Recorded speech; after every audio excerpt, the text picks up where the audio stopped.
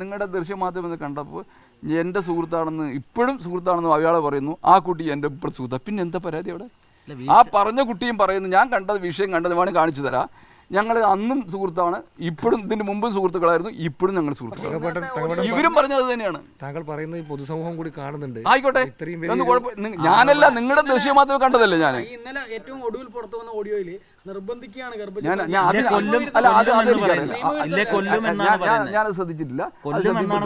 ഞാൻ ആദ്യം പറഞ്ഞ ആ കുട്ടിയുടെ സ്റ്റേറ്റ്മെന്റ് മാത്രമേ ഞാൻ പറഞ്ഞത്. ഇത് ഞാൻ ശ്രദ്ധിച്ചിട്ടില്ല. നിങ്ങളുടെ ഓഡിയോ ആദ്യം പറഞ്ഞ കുട്ടി പറയുന്നത് പലതവണ ഹോട്ടലിലേക്ക് വിളിച്ചു, അത് എതിർത്തപ്പോൾ അത് പരാതിപ്പെടുമെന്ന് പറഞ്ഞപ്പോൾ ഹൂ കെയർ എന്ന് പറഞ്ഞുകൊണ്ട് ആ കുട്ടിയോട് അത്തരത്തിലുള്ള കാര്യങ്ങൾ സംസാരിച്ചു എന്നൊക്കെ പറയുന്നത് അതൊരു സുഹൃത്തിനോട് സംസാരിക്കുന്നതിന് അപ്പുറത്തേക്ക് കാര്യങ്ങൾ കടന്നു. എന്റെ സുഹൃത്തുക്കളെ, ഞാൻ ഇതിനെ കുറിച്ച് അഭിപ്രായം പറയണില്ല. ഇതിനെ കുറിച്ച് അഭിപ്രായം പറയുന്നത് KPC ലെവലിലെ നേതാക്കന്മാരാണ്. അവർ പറഞ്ഞിട്ടുണ്ട്. 3 ദിവസമായിട്ട് ഈ ഓഡിയോ ക്ലിപ്പുകൾ വരുന്നുണ്ട്. അപ്പൊ ഇപ്പോഴും ഇത് ശ്രദ്ധയിൽപ്പെട്ടില്ല എന്ന് പറഞ്ഞാൽ അങ്ങ് TV ചാനലൊന്നും കാണാത്ത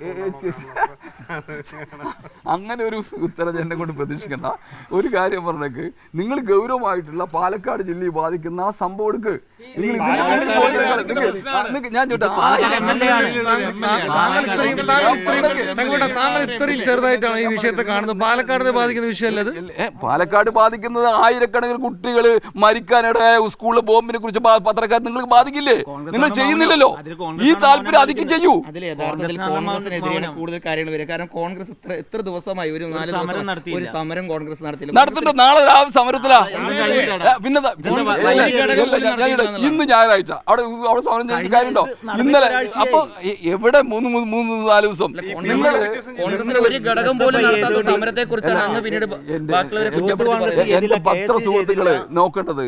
ഇതിനേക്കാൾ ഉപരി ആയിരക്കണക്കിന് കുട്ടികൾക്ക് ബാധിക്കുന്ന ആ ബോംബിൽ അതിലേക്ക് ശ്രദ്ധിച്ചിട്ട് കള്ളന്മാരാണ് ഉത്തരവാദിത്തം പിടിച്ചെടുക്കാൻ നോക്കണം. അവരെ കസ്റ്റഡി എടുക്കാൻ വേണ്ടി ഗവൺമെന്റ് സമ്മർദ്ദം ചെലുത്തിട്ട് നിങ്ങളുടെയൊക്കെ ബാധ്യതയാണ് അത് ചെയ്യണം. ഈ പാലക്കാടുള്ള ഒരു 8 കോൺഗ്രസ് നേതാക്കള് രാഹുലിനെ പോയി സന്ദർശിച്ചു. അവര് രാഹുലിന് വലിയ പിന്തുണ അറിയിക്കുന്നു.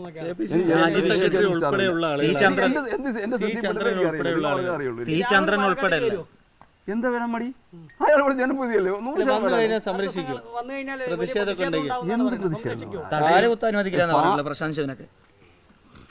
വെറുതെ എല്ലാ ജനപ്രതികൾക്കും അവരവരുടെ സ്ഥലത്ത് പോകാനും പ്രവർത്തിക്കാനുള്ള അവകാശമുണ്ട്. അതിലെ ഒരൊറ്റ കാര്യം, അതായത് ഇപ്പൊ നിലവിലെ സാഹചര്യത്തിൽ DYFIയും SFIയും BJPയും എല്ലാം രാഹുൽ മണ്ഡലത്തിൽ എത്തിയാൽ പ്രതിഷേധിക്കുമെന്ന് പറഞ്ഞിട്ടുണ്ട്. അപ്പോൾ അങ്ങനെ വന്നൊരു അതൊരു അഗ്രസീവ് സ്വഭാവത്തിലേക്ക് സംരക്ഷിക്കുമോ?